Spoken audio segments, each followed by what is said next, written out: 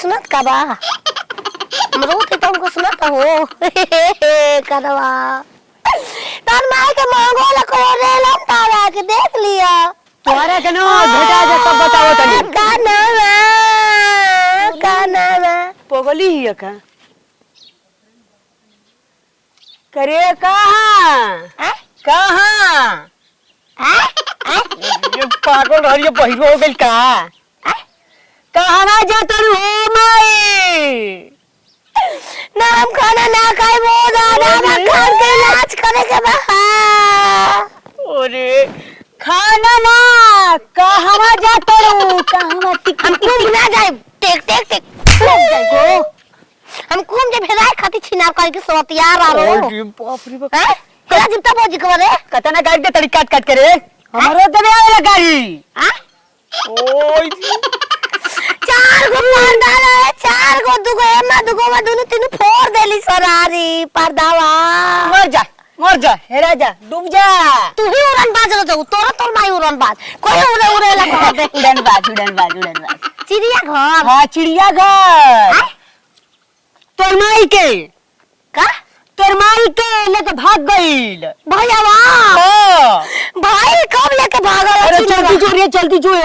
हल्ला भल परे पूरा मोहल्ला में कि तोर माई के लेके भाग गइल सन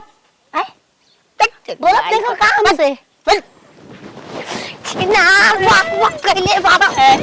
बक बक करतला का बक बक करत रे बाबू अरे खाना खाए के भूख नहीं खा कर तोरा है हे एक देख ओथवा धीरे धीरे चलाओ ना अच्छा उठला ली इना ते तो गलवा मजाक उड़ा देला सब मजाक उड़ा देला छिनावा बहुत अपना करो हमरे का हम कूद जाए भो आए काम के पर्दा हमर हेरा गइल बतावा गांव घर से रोज झगड़ा हो रहन सुन सुन के हम परेशान हो गइल बनिया गांव घर कहता कि सुनबू ना दहेज लेके बियाह के नतिया नाम तो बाटे की दहेज ले बनी ओकर पाप फूटल कौड़ी नहीं के देले चिनरी घर से सबरे से गाय पिया एहू बेरा केहू को रहना नु तो हम तो उठाई के डंडा मारब कपारे फाट जाई छिनरो के ए छिनरो के एकदम हम परेशान न हो गइल बनी हसन को पतो जकरा मिल चार को तो पगला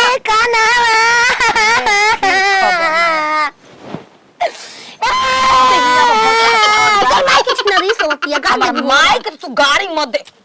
गाड़ी अगर हां माई के तू दे दे हालू जान ली हो का काना रे ए का काना ए फिर है काना का भइल कान में पहले में की का बा हैं पहले बार कान में अरे छीने ते ओए बोला लेला तोरी माई के हम ऐसा जगह ताते काट के दिखाए जो ना छोड़ काट लाग के तो मन करता कटवा के कुछ जगह हटाते कटबू तो पहले तो छुईबू ना तो कानावा चिल्लात ले मर बस का कानावा कौन ई बो हीरो भी तेरे सुन ले तो तेरे आ पर्दा हेरा गइल बा के करा घर के पर्दा हेरा गइल बा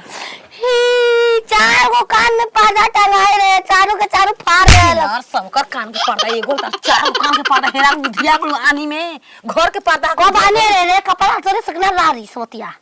आही हो माई पागल का कौन रहली है कि बहिरो हो गइली ना खाना खाए कुछ काबू खाना ना खाए तोरा खाना के पूछल ह ना खाना रारी अरे माने के पूछला खाए के तोरा के ये भगवान अब तो हम और तू हाय देखा हाय कम हिलावा बोला ढेर कम हाथ से कर और रारी और मोट का छोटका लइका बा का खाए लावा तो हरी माई के पूछो तनी का तो कतलू खाए लबा माने खाना काहे ना खइबी आई ओ बाबू आई ओ नतिया अरे तो गल वाला बियान साइडवा पार गेला सस्ती मुनी के लकवा दमदा छिनवा ओकर का कर रही ओकर चढ़ी के कलर खींच देल रहे हम का करब हमर गांव के चढ़ी के कलर खींचतलू पूछत रही कौन किस कलर के तोहरी छिनर सबकर चढ़ी के कलर खींच तो भातार के काम पाना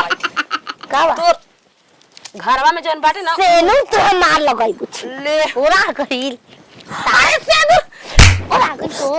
तो आ गई हम अपने चल जाएंगे बार इशारा पे काम करी तो कॉल हाथ हिलाई इशारा कर तू काम करिया छिनरी पर भतार से कह तोर कान के पर्दा उहेली